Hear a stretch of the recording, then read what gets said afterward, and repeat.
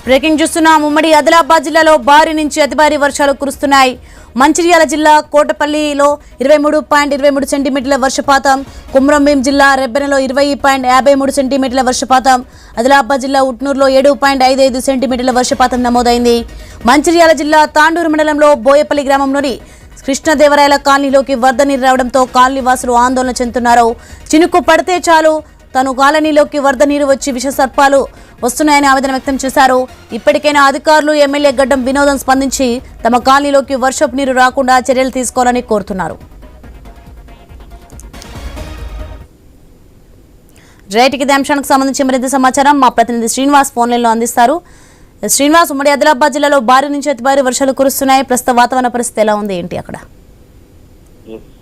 ఉమ్మడి ఆదిలాబాద్ జిల్లా వ్యాప్తంగా అయితే నిన్న రాత్రి నుంచి కూడా భారీ నుంచి అతి భారీ వర్షాలు అయితే కురుస్తున్నాయి. దాదాపుగా కొమరంభీం ఆసిఫాబాద్ జిల్లాలోని చింతనమానపల్లి, కౌటాల, బెజ్జూరు తో పాటు పెంచికల్పేట మండలాల్లో భారీగా ఇటు వర్షాలు కురుస్తున్న నేపథ్యంలోనైతే ఎక్కడికక్కడ కూడా పూర్తి స్థాయిలో జనజీవనం అయితే స్తంభించింది.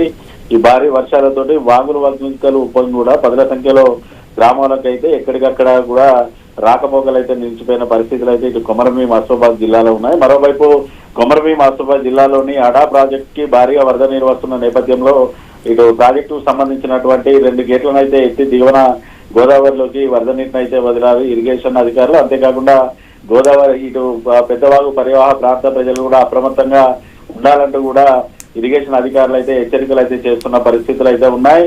మరోవైపు ఆసిఫాబాద్ జిల్లాలోని గుండి వాగు ఉధృతంగా ప్రవహించడంతో అయితే గుండికి ఇటు రాకపోకలు అయితే నిలిచిపోయాయి. మోహవాడు గ్రామ పరిధిలోని వాడిలోది, టోకిరమ, మోహాడ్, అడ్డే, సరాబా గ్రామాలకు ఇటు వాగులు, వంకలు ఉప్పొంగడంతో కూడా రాకపోకలు అయితే నిలిచిపోయాయి. కెరమేరి మండలం అనార్పల్లి గ్రామ శివారులో ఉన్న వాగు ఉధృతంగా ప్రవహించడంతో కూడా లక్మాపూర్ గ్రామానికి అయితే నిలిచిపోయిన పరిస్థితులు అయితే ఉన్నాయి. మరోవైపు ఇటు మంచిర్యాల జిల్లాలో కూడా రాత్రి నుంచి భారీ వర్షాలు అయితే కురుస్తున్నాయి. రాష్ట్రంలోనే అత్యధికంగా 23 సెంటీమీటర్ల వర్షాపాతం అయితే ఇటు మంచిర్యాల జిల్లాలోనైతే నమోదైన పరిస్థితులు అయితే ఉన్నాయి.